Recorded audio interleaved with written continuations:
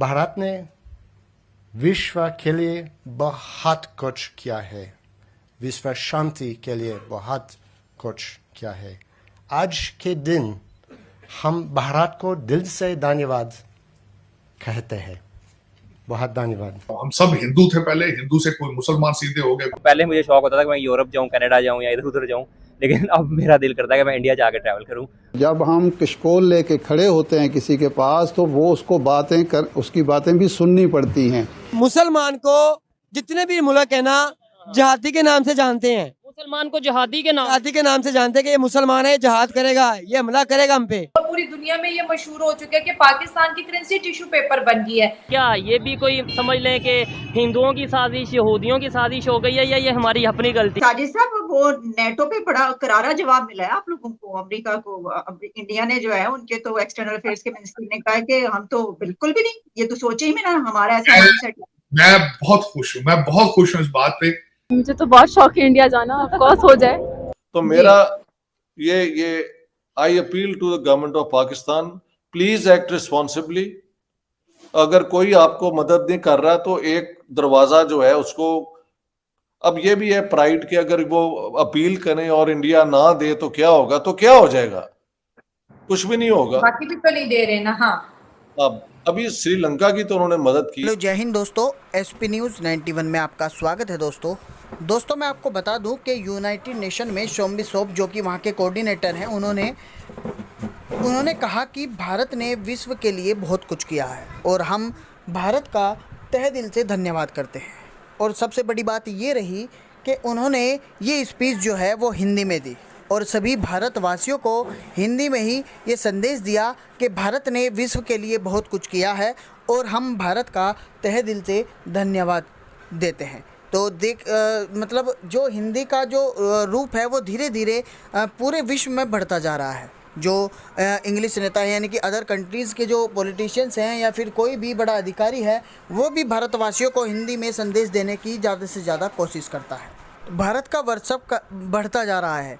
मोदी जी एक ऐसे प्रधानमंत्री हैं जिस भी किसी कंट्री में जाते हैं वहाँ पर अपना एक अलग ही रुतबा बना कर आते हैं। तो आप समझ सकते हैं कि किस तरीके से भारत जो है ऊंचाइयों को छू रहा है। उधर पाकिस्तान की चीखें निकली हुई हैं कि चौतरफा भारत की ही बात क्यों होती है, कहीं पर भी पाकिस्तान की बात क्यों नहीं होती, या फिर पाकिस्तान को प्राथमिकता क्यों नहीं दी जाती। इस तरीके की बातें पाकिस्तानी मीडिया के अंदर चल रही है। तो आइए दोस्तों, वीडियो को स्टार्ट करते हैं। साजिद साहब, वो नेटो पे बड़ा करारा जवाब मिला है आप लोगों को, अमेरिका को।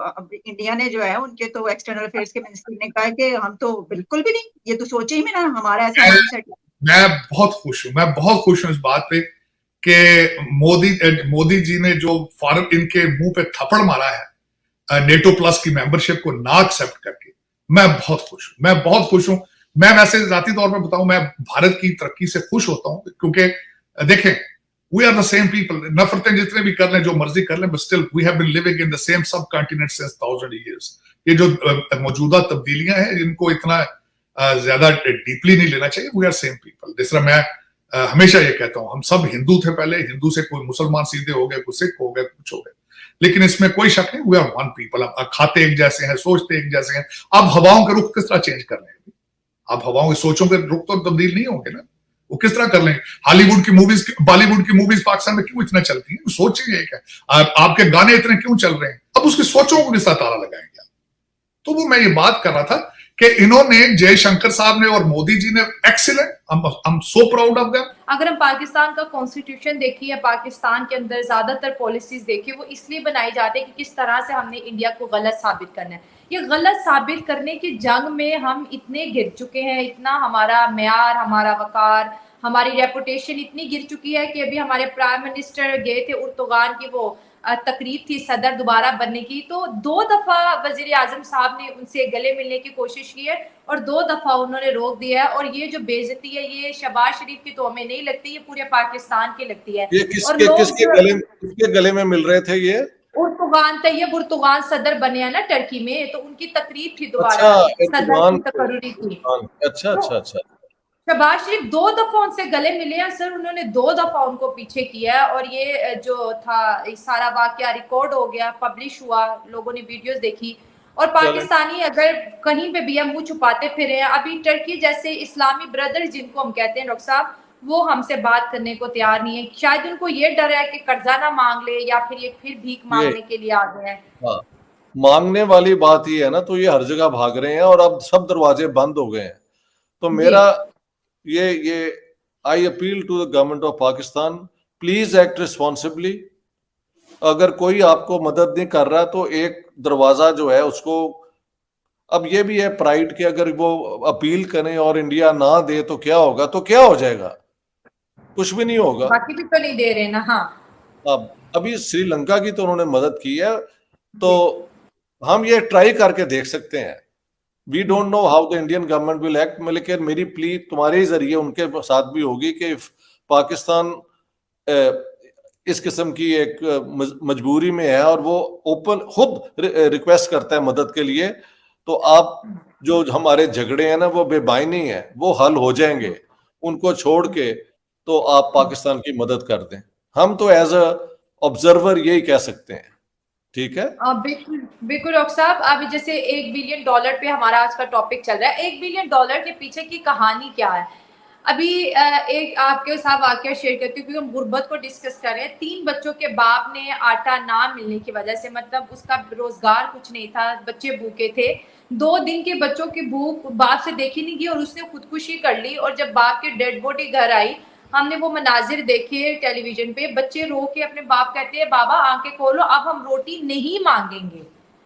तो ये जब मंजर सामने आता है, कितने मुर्दा दिल हो चुके हैं हम लोग। और हमारे मुल्क में आज भी करप्शन उतनी ही है। अभी परवेज इलाही को करप्शन के केस में पकड़ा है। अभी हाल ही में वो वजीर आला बने हैं। वजीर आजम अगर बात की जाए, फॉर्मर प्राइम मिनिस्टर जो इमरान खान, उसके ऊपर भी करप्शन के चार्जेस हैं।